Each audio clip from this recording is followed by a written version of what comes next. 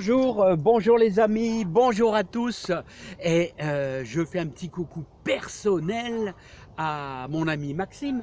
Alors, je t'ai mis le lien comment semer les navets F1 RCX sur ton commentaire. Donc tu peux revoir, tu peux revisionner comment on les a semés vraiment ici là. Hein.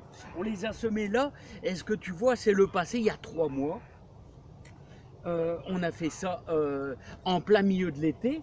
Là, et le navet, c'est toujours un petit peu délicat. Pourquoi? Parce que le navet, justement, quand on a bien travaillé notre terre, on a travaillé avec le croc, voilà, on l'a rendu bien fine. Et ensuite, on a mis notre cordeau, voilà, et on a fait un sillon fin. Et ensuite on a semé, voilà, on arrose un petit peu le sillon, là tu vois, tu arroses le sillon, et je pense que j'avais mis, tu peux mettre soit un peu de la terre fine, soit un petit peu de terreau, voilà, mais surtout, ce qui est très important, c'est que le navet, quand tu l'as semé, il faut l'arroser pas mal de fois pour la germination. Et tout au long de sa croissance, les plantes, c'est-à-dire le navet, hein, il a besoin quand même de pas mal d'eau. Autrement, un navet qui n'est pas arrosé, eh bien, il va monter, il va être petit, puis il va monter tout de suite en graines. C'est un peu comme certaines salades en pleine chaleur. Alors le navet, moi je l'ai arrosé assez souvent. Hein. Je l'ai arrosé au mois d'août, je l'ai arrosé facilement 2 fois par semaine. Ah ouais, 2 fois par semaine. Et donc je t'invite à revoir cette vidéo. Comment semer les navets F1 RCX, tu vas voir.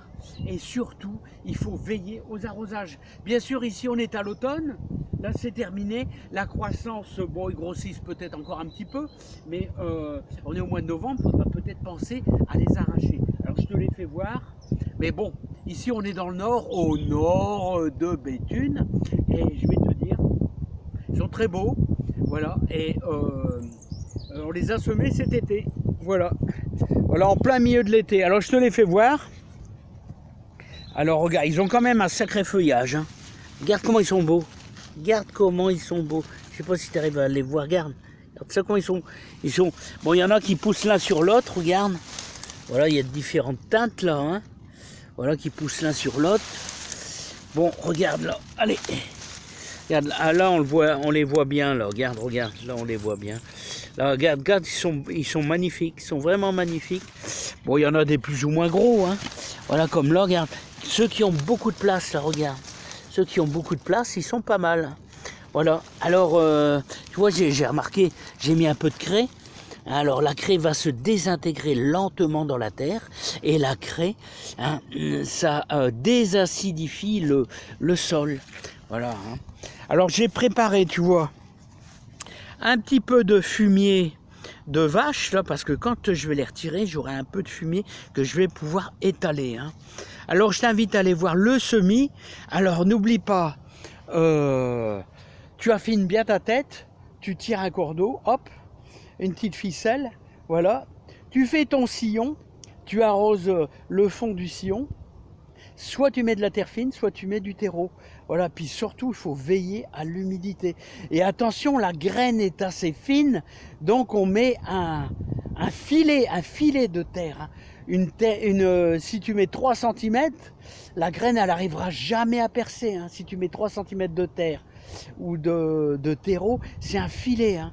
Attention, allez, va voir la vidéo, je te dis, c'est pas mal. C'est super important. Allez, à bientôt.